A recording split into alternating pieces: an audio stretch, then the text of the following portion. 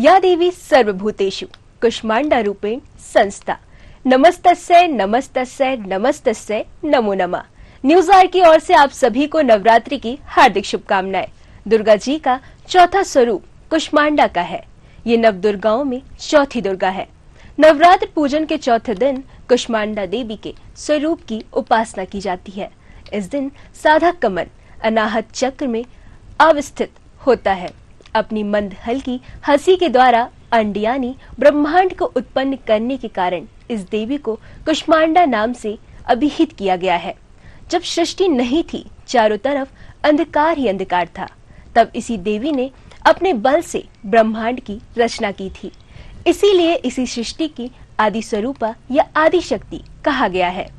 कैसे की जाती है माँ की पूजा, क्या है माँ को प्रिय, आज इसी तरह के अनेक प्रश्नों के उत्तर देने के लिए आज हमारे साथ मौजूद हैं आचार्य राजेंद्र महाराज जी। तो पंडित जी, आपका बहुत बहुत स्वागत है हमारे स्टूडियो में।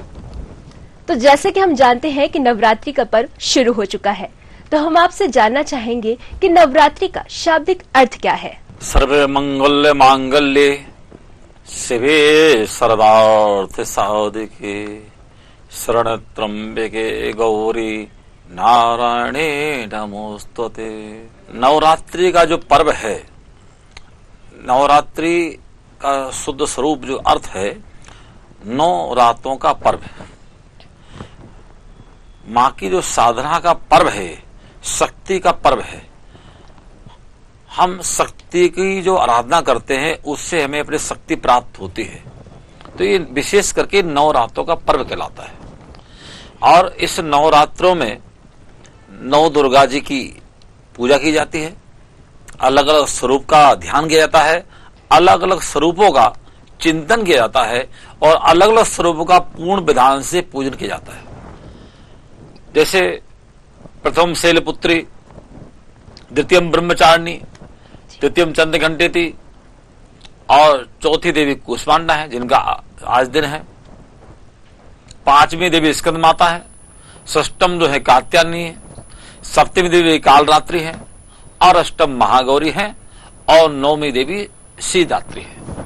तो सबका अलग अलग स्वरूप है, अलग अलग विधान है, अलग अलग पूजा है।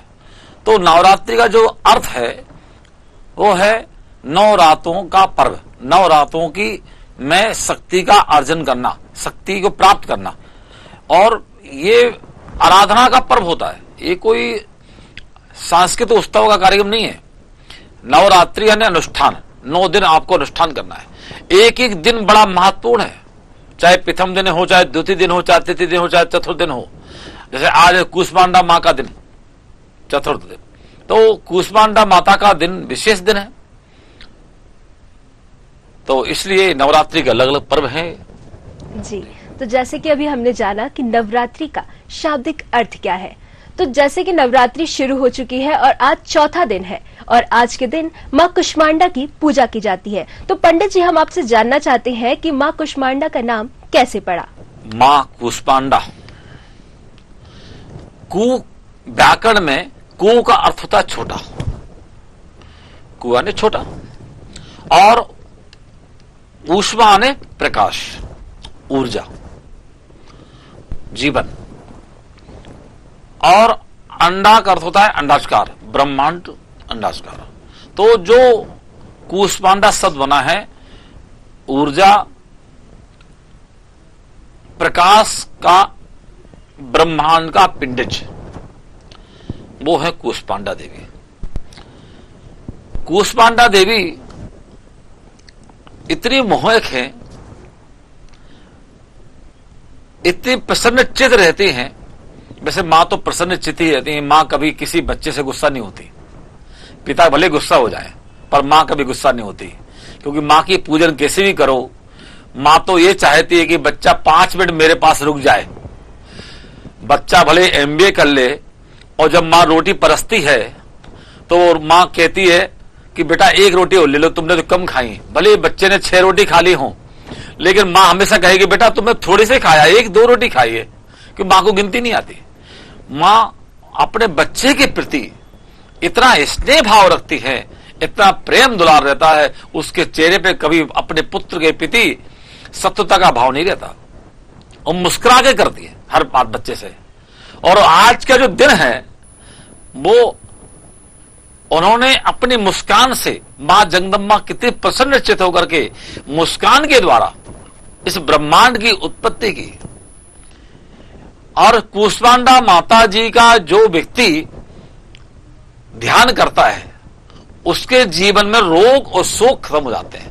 कितने बड़े बड़े शोक हो जीवन में समाप्त हो जाते हैं, क्योंकि मां जो कूष्मांडा है वो प्रसन्न चित्त देने वाली है, आपको प्रसन्नता देने वाली है, दुख देने वाली नहीं, प्रसन्नता देने वाली है। आपके जीवन में रोग शोक को हरने वाली, ताप को हरने वाली है, सब बाधाओं को हरने वाली है और जीवन को सुखमय बनाने वाली है। और सुखी व्यक्ति तब होता है उसके जीवन में प्रसन्नता हो, प्रसन्नता तब आती है तब समृद्धिवान बने, समृद्धि होगी तो पूरा परिवार सुखी रहेगा।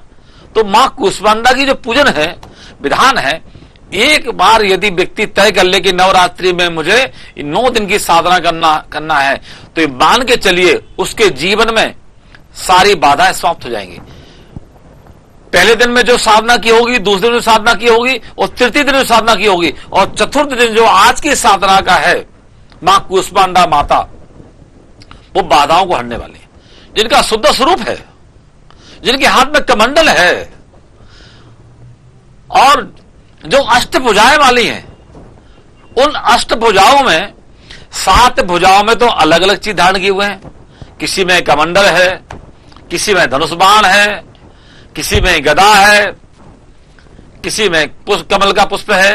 ये 7 जो हैं अलग अलग अस्त्र शस्त्र से सुसज्जित हैं। मैं एक बात बताना चाहता हूं कि नारी शक्तियों को कम मत मांगिए। नारी शक्ति यदि मुस्कान से बात कर रही है तो उसके मन में आपके प्रति हृदय वाला प्रेम है।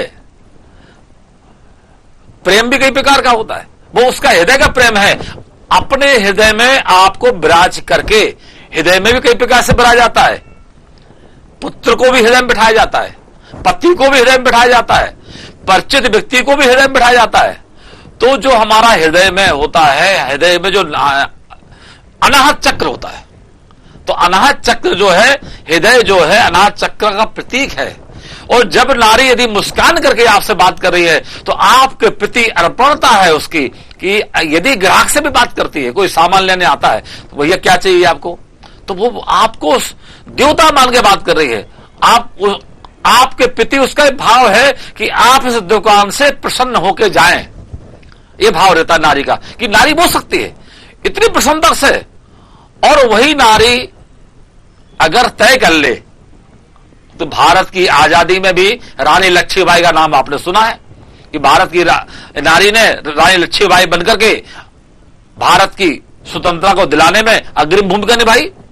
और वही नारी जब क्रोध भर जाती है, मां कूष्मांडा बन जाती है। क्रोध जब उनको आ जाए, उनके बच्चों पर कोई हमला करने की कोशिश करे, उनके बच्चों को कोई परेशान करे कि वो सारी सृष्टि के व्यक्ति उनके बच्चे हैं, तो महिषासुर को नस्त नाबूद कर देती है, चंडमुंड को नस्त नाबूद कर देते हैं, मधुकैटभ को नस्त नाबूद कर देते हैं। जो केवल मुस्कान से रहने वाली नारी, यदि आप उसको छेड़ दो तो वो अपनी शक्ति से, ऊर्जा से उसको समाप्त कर देती है। और जिसकी वो साधना करता हो, कूष्मांडा माता की आज के दिन की विशेष साधना है। मां कूष्मांडा की जो व्यक्ति साधना करता हो उसे ऐश्वर्य की प्राप्ति तो होती ही है, धन की प्राप्ति तो होती है, इसके अलावा शक्ति प्राप्त होती है। और आप बताइए, बिना शक्ति के कोई गाड़ी भी चला पाता है क्या? नहीं चला पाता। बिना शक्ति के कोई चल भी नहीं पाता, बिना शक्ति के कोई बात भी नहीं कर पाता किसी से। और वो शक्ति कहां से आती है?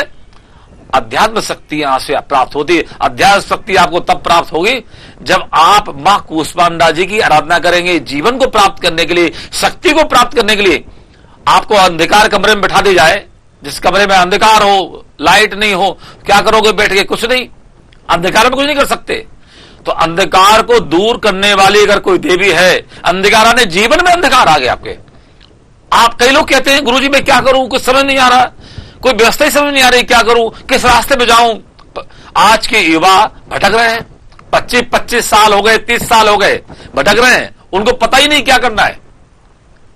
मैं ऐसे युवाओं कहना चाहता हूं कि मां कूष्मांडा की साधना करें, मां कूष्मांडा के मंदिर जाएं, उनको अर्पण हो जाएं, मां कूष्मांडा आपको रास्ता देगी। क्यों? रास्ता देने वाली, जीवन को बनाने वाली, जीवन को सही मार्ग पर चलाने वाली और आपके जीवन को व्यवस्थित करने वाली कोई देवी है तो मां कूष्मांडा है। सुंदर मोह स्वरूप मां कूष्मांडा की प्रार्थना करें। या देवी सर्वभूतेषु कूष्मांडा रूपेण संस्थिता और नमस्तस्यै नमस्तस्यै नमस्तस्यै नमो नमः। एक बार अर्पण होकर देखें मां के प्रति। और ऐसा भी नहीं है कि आप 24 घंटे उनको जपते रहें कि नहीं गुरुजी ने कह दिया जपो, नहीं। मां ये कहती हैं आप अपना कार्य करते रहिए जिस कार्य में आप संलग्न हैं, लेकिन मन अपने मां के प्रति आपका अर्पित होना चाहिए, मन भावना चाहिए। तो ये तो देवी मां कूष्मांडा मुस्कुरा के बात करने वाली है। उनकी मुस्कान से ही ब्रह्मांड की उत्पत्ति हो गई। तो सबसे पहले आपको यह तय करना होगा क्रोध को दूर रखें, क्रोध से बात नहीं करें। यह शिक्षा देती मां कूष्मांडा। महाकाली का अलग रूप है, मां चामुंडा का अलग रूप है, लेकिन मां कूष्मांडा मुस्कुरा के हास्य से अपने जीवन को आपके ब्रह्मांड की उत्पत्ति करते हैं। तो ये संदेश देती है वो कि आप जीवन में क्रोध मत करिए, क्रोध पाप की जड़ है। अगर आप क्रोध करते हैं तो क्रोध में आपको हो अपने जीवन का ये भान नहीं रहता, ये ज्ञान नहीं रहता, और मैं किसको क्या बोल रहा हूं कि वो शब्द निकल जाते हैं और वो कई दिन तक आपकी उस व्यक्ति से चर्चा होना बंद हो जाती है। क्रोध में बहुत सारे काम बिगड़ जाते हैं, लेकिन मुस्कुरा करके बहुत से कार्य बन जाते हैं। तो सबसे पहले संदेश संकल्प कर लें कि क्रोध नहीं करें। मां कूष्मांडा का पहला संदेश ही है। कूष्मांडा मां देवी को प्रातः काल उठ करके स्नान ध्यान करके अपने समस्त कार्यों से निवृत्त होकर के मंदिर में जाए और मंदिर में जाकर के बड़े प्रेम से मुस्कुरा करके हाथ जोड़ से मां को साष्टांग प्रणाम करें। ओम कूष्मांडाय नमः, ओम एम कूष्मांडाय नमः। और यह सरस्वती की प्रतीक भी है, बुद्धि की दाता है। यदि आपको बुद्धि नहीं मिले, रास्ता नहीं मिले, तो कैसे चल पाएंगे? कहीं चौराहे पे खड़े हैं, किस तरफ जाएं आप? वो रास्ता कोई ना कोई देगा, और वो रास्ता देने वाली मां कूष्मांडा हैं। आप अपने जीवन में कुछ करना चाहते हैं, कुछ अच्छा सोचना चाहते हैं, उच्च स्तर पर पहुंचना चाहते हैं, विश्व के बजाय विश्व के स्तर पर, तो आपको मां कूष्मांडा की साधना करनी होगी। मां कूष्मांडा की साधना करने से जो आप लक्ष्य चाहते हैं वह लक्ष्य प्राप्त होगा। उनका ध्यान करें, मां का ध्यान करने के पश्चात अक्षत लेकर के उनको अक्षत चढ़ाए। अक्षत आने चावल। अक्षत का अर्थ है जो बिछत ना हो पाए, जो टूटे हुए चावल ना हो। कई बार लोग टूटे चावल ले आते हैं बाजार से, टूटे चावल चढ़ाते। नहीं, टूटे चावल नहीं, अशुभ होता है। अक्षत आने टूटे ना, बिछत नहीं होना चाहिए। फिर फूल का आसन दे उनको। फूल का आसन क्यों दे? कि हे मां, हम आपको पुष्प चढ़ा रहे हैं और फूल की भांति मुझे रखो, पुष्प की भांति मुझे खिला खिला के रखो। जिस प्रकार हम फूल चढ़ा रहे हैं, भगवान मां को कुछ नहीं चाहिए, मां को भाव चाहिए आपका। हम जल चढ़ा रहे हैं आपको, तो हमें जल की भांति निर्मल रखो, ताकि हमारा मन जीवन में जल की भांति निर्मल रहे, कि हम जिसके साथ हो जाएं वैसे मिल जाएं। अगर जल में हल्दी डाल दो पीला जल हो जाए, दूध डाल दो तो श्वेत हो जाए, तो जल की भांति हमें निर्मल रखें। हम इसे जल चढ़ाते हैं, अक्षत चढ़ाते हैं, दूबा चढ़ाते, सबका भाव है। ये सब चीजें चढ़ाइए, चंदन लगाइए मां को, फिर सबसे एक चुनरी लेकर के चुन्नी का अर्पण कर दीजिए। तो जैसे कि अभी हमने जाना कि मां कूष्मांडा का नाम कैसे पड़ा, तो पंडित जी हम आपसे जानना चाहेंगे कि मां कूष्मांडा की पूजा करने की विधि क्या है? विधि ये है कि सबसे पहले माता पिता मां है वो हमारे जीवन में।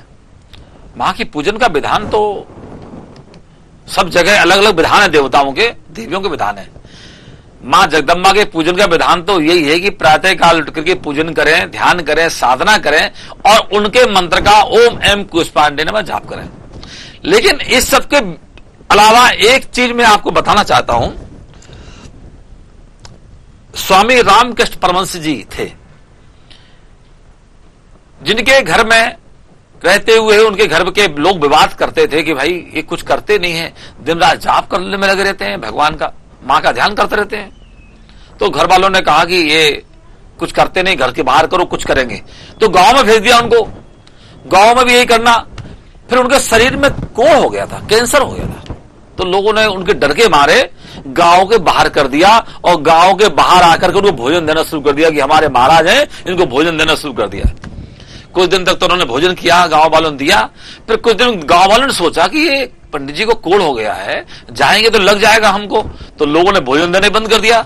लेकिन स्वामी रामकृष्ण परमहंस जी महाराज मां जगदम्बा के सेवक नहीं, सब कुछ थे। उनके जीवन में रग रग में, उनके शरीर के प्रत्येक रक्त में मां जगदम्बा थी। तो मां जगदम्बा से कहते थे, मां आज तो भोजन आ गया, ये आज भोजन ना आए तो हम बताएंगे आपको।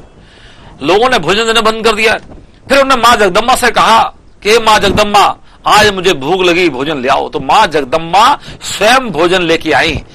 गांव के लोगों ने देखा कि एक विमान आ रहा है, विमान खड़ा हो रहा है, उनके सामने उतर रहा है, विमान से एक थाली उतर रही है। मां जगदम्बा स्वयं उनको दिख रही, लेकिन और किसी को नहीं दिखती। ये आंख चाहिए, आपके अंदर की ज्योति चाहिए, अंदर का भाव चाहिए। गोपिकाओं, जब गोपिकाएं देखती थी भगवान श्री कृष्ण बांसुरी बजाते थे, त्रिया एक एण बेड़ पर सत्य पति को, और तादिन गधारी लाल बांसुरी बजाई थी, और तादिन हाथों सो गयो गधारी पास, और थारे छोड़े भात की वह भौ में पर से आई थी। जब भगवान श्री कृष्ण बांसुरी बजाते थे तो बांसुरी की धुन को सुन के गोपिकाएं सब कुछ भूल जाती थी। ये कौन से मैं पति को भोजन परस रही हूं, थाली में न परस के नीचे परस के जाती थी। तो अर्पण था गोपियां को। मैंने वो गोपियां भी साक्षात शक्तियां थी। तो इसलिए अगर हमें भगवान को देखना है, परमात्मा को देखना है, मां जगदम्बा को देखना है, तो अर्पण होना पड़ेगा। तो स्वामी रामकृष्ण जी महाराज जी के भोजन लेके थाली आती थी, मां स्वयं भोजन देती थी। गांव के लोगों ने देखा एक विमान तो आ रहा है, लेकिन उसमें कोई रहता नहीं है, थाली निकलती है। लोगों ने कहा कि महाराज आए मिलने की, ये क्या मामला है? बोले कुछ नहीं, मां भोजन आती है लेकर के। तो बोले मां ये तो समझ गए हम, ये जो विमान आ रहा है ये देवताओं का विमान है, और इसमें कोई देवी और देवता आती थी आपके यहां। लेकिन ये बताइए, जब मां जगदम्बा स्वयं आपके पास आ रही हैं महाराज जी, तो उनसे मां से क्यों नहीं बोलते को ठीक कर दो? तो उन्होंने कहा नहीं, मां इस कार्य के लिए नहीं है। लोगों ने जिद की तो उन्होंने मां से पूछा दूसरे, मां ये बताइए कि लोग कह रहे हैं, हमारी तो इच्छा नहीं है, ये कोढ़ है शरीर में, जीवन कैंसर ठीक क्या है, कारण क्या है इसका? ठीक करने का नहीं बोला, कारण पूछा। तो मां ने कहा ये पूर्व जन्म का है, और यदि तुम कहो तो मैं ठीक कर दूं, और आपको इस जन्म में भोग लेना तो भोग लीजिए, और नहीं तो अगले जन्म फिर लेना पड़ेगा। तो स्वामी रामकृष्ण जी ने कहा कि मां आप मिल गई हो तो जीवन से इससे बड़ा क्या है? तो बंधुओं, कई लोग बोलते हैं गुरुजी हम रोज पूजन पाठ करते हैं, सुबह शाम ध्यान करते हैं, लेकिन परेशानी का नाम खत्म नहीं हो रही, परेशानी बढ़ती जा रही। तो उनसे मैं कहना चाहता हूं, बंधुओं घबराएं नहीं, चिंता नहीं करें। यदि परेशानी आ रही है, भाग्य में समस्याएं आ रही हैं, तो मान लीजिए परमात्मा आपसे बहुत प्रसन्न है। परमात्मा ये चाहते हैं कि जो आपके पूर्व जन्म के पाप हैं वो इसी जन्म में धुल जाए, क्योंकि अभी आप सक्षम हैं। और सक्षमता में अगर पाप दे दी जाएंगे तो सारे पाप धीरे धीरे खत्म हो जाएंगे। बाधाएं तो आती हैं, यदि आप सद्गुण पे चलते हो तो, और यदि दुर्गुणता पे चलोगे तो वही उल्टी हो जाएगा। मैं एक छोटा सा किस्सा अनुमति हो तो सुना दूं। एक गुरु के दो शिष्य थे, और दोनों आपस में परम भक्त थे, और दोनों साधना करते पढ़ाई करके निकले। एक शिष्य ने जब जैसे चलने लगा दोनों, तो रास्ते में नाला था, अब नाला टूट गया। अब जब नाला टूट गया तो दोनों शिष्य पार कैसे करें? तो एक शिष्य, तभी एक गाय आई और नाले में गिर गई। एक शिष्य ने गाय पे पैर रखा और उस तब निकला, और जैसे ही निकला तो उसको सोने की 100 मोहरें मिल गई। लेकिन जो दूसरा शिष्य था गुरुजी का, उसने कहा मैं गाय पे पैर नहीं रख सकता।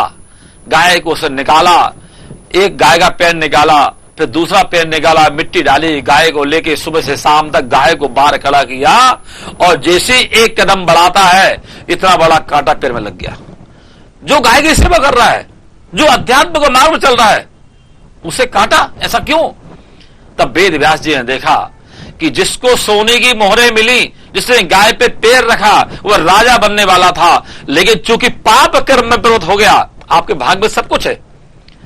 कई लोग बोलते गुरुजी अरे मैंने गाड़ी खरीद ली, छोटी गाड़ी ले ली, अल्टो ले ली। अरे आपके भाग में बड़ी गाड़ी थी, लेकिन आप चूंकि दूसरे काम में लगे रहे तो भगवान ने आपको छोटी छोटी करके दे दी, तो उसका राजा बनने का योग था, खत्म हो गया। छोटा छोटा करके उसको सोने की मेरे देके खत्म हो गया। लेकिन जिसकी मृत्यु होने वाली थी, मृत्यु ने देखा है तो धर्म के काम में लगा है, गाय की सेवा कर रहा है, तो वो मृत्यु भी घटते घटते घटते एक कांटे रूप में बन गई और निकल गई। यदि आप भगवान या धर्म के काम में लगे रहते हैं, सत्कर्मों में लगे रहते हैं, ये प्रेरणा तब आती है आपको जब मां जगदम्बा की आप साधना करते हैं। तो स्वामी रामकृष्ण जी महाराज जी ने मां से कहा, मां आप मिल गई जीवन में, इससे बड़ा क्या सौभाग्य होगा। तो बंधुओं ध्यान रखिए, यदि आपके जीवन में सत्संकल्प है, आपके जीवन में मां के प्रति अर्पणता है, तो सब चीजों की प्राप्ति होगी। तो यही विधान है। तो कोई मंत्र नहीं पढ़ते थे वो। आपने विधान का पूछा, तो विधान में कोई ऐसा नहीं है कि वो फूल तोड़ के लाते हो। विधान में ये नहीं है कि बहुत बड़ा श्रृंगार कर रहे हो। वो मां से कहते कि हे मां, आज मैं आपका पूजा ढंग से नहीं कर पाया। ये मंत्र था उनका, शास्त्र में लिखा है, उनकी किताबों में लिखा है, हे मां आज मैं आपकी पूजा ढंग से नहीं कर पाया। ये विधान था। और हमारे आद्य शंकराचार्य जी हुए, विधान उनका क्या था पूजा का। एक दिन मां जगदम्बा प्रकट हो गई, बोले आप तो शंकराचार्य हो, चारों वेदों के ज्ञाता हो, आप करो प्रार्थना, हमारे आपके वेद मंत्रों से करो जो आपको आता है। तो उन्होंने कहा, मां न मंत्रम नो यंत्रम, न मंत्रम नो यंत्रम तदपि च न जाने स्तुति महो। हे मां मैं न मंत्र जानता हूं तुम्हारा, न तंत्र जानता हूं, न यंत्र जानता हूं। ये शास्त्र में लिखा है, न मंत्र न तंत्र न यंत्र, पर यह बात जरूर जानता हूं मां कि कुपुत्रो जाये तो कचिदपि कुमाता न भवति। पुत्र भले ही कुपुत्र हो जाए पर मां कुमाता नहीं होती। कितने गड़बड़ कर दे पुत्र। आपने देखा महाभारत सीरियल में दुर्योधन ने कितना बड़ा पाप किया, नारी शक्ति का अपमान तक किया। लेकिन गंधारी ने उठ के तत्काल जैसे ही द्रौपदी श्राप देने तैयार हुई, उसी समय गंधारी ने रोक दिया, नहीं नहीं मेरे पुत्र को श्राप मत दो। पुत्र के प्रति मां का ममता का वर्णन आपको देखना है तो मां के स्वरूप में देखिए। मां जगदम्बा का कोई विधान नहीं है, आप उनको अर्पण हो जाइए। अरे नवरात्रि के दिन में बंधुओं में इतना कहना चाहता हूं युवाओं से, बच्चों नवरात्रि में कम से कम अपनी मां के पास 1 घंटे बैठ के देखो, बहुत बड़ी पूजा हो जाएगी। तो जैसा कि अभी पंडित जी ने हमें बताया कि मां कुष्मांडा की पूजा करने की विधि क्या है और उन्हें कैसे प्रसन्न किया जा सकता है, तो पंडित जी हम आपसे जानना चाहेंगे कि मां का प्रिय भोग कौन सा है। मां को तो आप जितना प्रेम से जो खिलाएं बंधुओं, वह मां स्वीकार करती है। मां तो कुछ मांगती नहीं है, लेकिन चूंकि विधान है शास्त्र में, अलग अलग विधान है। मां कुष्मांडा जी का जो भोग है वह भोग है कुम्हड़े का। कुम्हड़ा जो होता ना, कुम्हड़ा जो प्रतीक है, कुम्हड़े का शुद्ध फल होता है, उसका जो रायता बनता है जी आदिकाल से, और कुम्हड़े का फल का उनको भोग लगने का कुष्मांडा नाम भी पड़ा। कुम्हड़ा उनको बहुत प्रिय है, और कुम्हड़े से बना प्रसाद पेठा, पेठा उनको बहुत प्रिय है।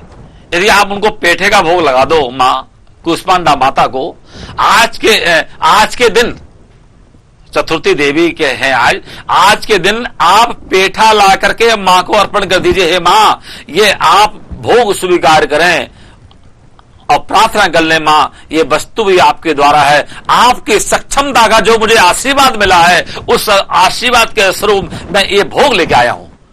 आप देखिए आपके जीवन में ऐश्वर्यता की प्राप्त होगी। ऐश्वर्य का प्रतीक है वो पेठा, समृद्धि का प्रतीक है। पेठा का भोग लगाइए आज के दिन, सब अच्छा होगा जी। तो जैसे कि अभी हमने जाना कि मां का प्रिय भोग कौन सा है, तो जैसे कि पंडित जी देखा गया है कि नवरात्रि के दिनों में अखंड ज्योत जलाई जाती है, तो अखंड ज्योत जलाने का महत्व क्या है। देखिए सबसे अच्छी बात तो आपने बहुत अच्छा प्रश्न किया। अखंड ज्योति, जहां अंधकार है, अगर अंधकार में एक ज्योति आप जला दीजिए, पूरा कमरा में प्रकाश से भर जाएगा। जब तक अंधकार था उस कमरे में तब कुछ नहीं था, और जैसे ही आपने ज्योति जलाई तो उस कमरे में सारी चीजें आपको दिखाई देने लगी। दीवार भी दिख रही, दीवार पे कोई खूंटी टंगी वो भी दिख रही है। इस अंधकार को दूर भगाने का कार्य ज्योति करती है। हम ज्योति का जो स्वरूप है, जिस घर में ज्योति जलती हो, अखंड ज्योति जलती हो, उस घर में समृद्धि आती है। ज्योति को जलाने का भी विधान है। घी की ज्योति होती है, शुद्ध घी बहुत मुश्किल से मिलता है। हम तो कहते हैं कि बंधुओं, आज के दिन एक संदेश भी देना चाहते हैं कि मां की ज्योत यदि घर में जलाना है तो अपने अपने घर में एक गाय को पालो और उस गाय से दूध निकाल करके और दूध का घी बनवाओ, और उस घी से जब आपके घर में ज्योत जलेगी तो मेरा ये भाव है, मेरा ये प्रमाण है, शास्त्र के अनुसार बोलता हूं मैं, शास्त्र का, मेरा खुद का प्रभाव नहीं, शास्त्र में लिखा है, जिस घर में गाय की ज्योति घी से ज्योति जलती है उस घर में सारी बाधाएं समाप्त हो जाती हैं, उस घर में कोई गलत चीज प्रवेश नहीं कर सकती और वास्तु दोष समाप्त हो जाता है। आपको वास्तु दोष का कोई नहीं करना, सिर्फ गाय के घी की जो जलाइए। शुद्ध तेल नवरात्रि में 9 दिन तक गाय के घी की जो जलाएं, और गाय का घी अगर नहीं मिल पा रहा है शुद्ध, तो शुद्ध तेल की दी जलाएं। लेकिन जलाएं किस तरफ, ये भी सुन लीजिए आप। तेल का दीपक बाएं तरफ, अपने से बाएं तरफ, मां जगदम्बा का के बाएं तरफ जलाएं, और घी का दीपक दाएं तरफ। ये विधान पता नहीं है बहुत से लोगों को कि किस प्रकार पूजा की जाती है। जैसे आपको अगर कहीं जाना है, रेलवे ट्रेन से जाना है, तो आपको टिकट लेने रेलवे से जाना पड़ेगा। वैसे कहीं मिल जाती है, लेकिन ट्रेन की टिकट आपको रेलवे विभाग से लेना पड़ेगी, बस की टिकट बस स्टैंड से मिलेगी। ऐसी मां की जो पूजन है, विधान कूष्मांडा माता का विधान अलग है, अन्य देवी विधान अलग है। और अखंड ज्योति को जो आपने प्रश्न किया है, अखंड ज्योति 9 दिन तक जिस घर में जलती है, वास्तु दोष समाप्त हो जाता है। तेल से दीपक जलाइए, घी से दीपक जलाइए, और सरसों का तेल से भी दीपक जलता है। जिसको शत्रु की पीड़ा हो, जिसको शत्रु परेशान कर रहे हो, जिसके शत्रु बढ़ रहे हो, उसको सरसों की तेल का एक मां की तरफ बाएं तरफ दीपक जला दीजिए, उसके शत्रु नष्ट हो जाएंगे जी। जिसको राहु की तो परेशान कर रहे हो, अखंड ज्योति का विधान है बेटा, जिसको राहु को तो परेशान कर रहे हो, उसे अलसी की तेल से, अलसी का तेल होता है, उसके आप अपने घर में दीपक जला दीजिए, उसके राहु के तो ठीक ही हो जाएंगे अपने आप। इसी प्रकार हर ग्रह, सूर्य, चंद्र, मंगल, बुध, गुरु, शुक्र, शनि, राहु, केतु, नवो ग्रह के अलग अलग दीपक की ज्योति जलती है, उनके अलग अलग के प्रकार हैं। लेकिन आज चूंकि मां कूष्मांडा के पूजन आपको समझना है, मां कूष्मांडा की जी के सामने शुद्ध घी का दीपक जलाइए, मां कूष्मांडा प्रसन्न हो जाएंगी। और 9 दिन तक अखंड ज्योत जलाना है, 9 दिन तक तेल का दीपक जलाइए, शुद्ध घी का दीपक जलाइए, उस घर में वास्तु दोष समाप्त हो जाएगा, ऐश्वर्यता की प्राप्ति होगी, समृद्धि की प्राप्ति होगी, उस परिवार में ना दुखी ना कोई दीना, कोई दुखी नहीं होगा। तो जैसे कि अभी हमने जाना कि माँ को क्या प्रिय है, माँ की पूजा कैसे की जाती है और इन सब पूजाओं का क्या महत्व है, तो बहुत बहुत धन्यवाद पंडित जी आपका इन सभी तमाम जानकारियों को देने के लिए। फिलहाल के लिए इस कार्यक्रम में इतना ही, मुझे दीजिए इजाजत, नमस्कार।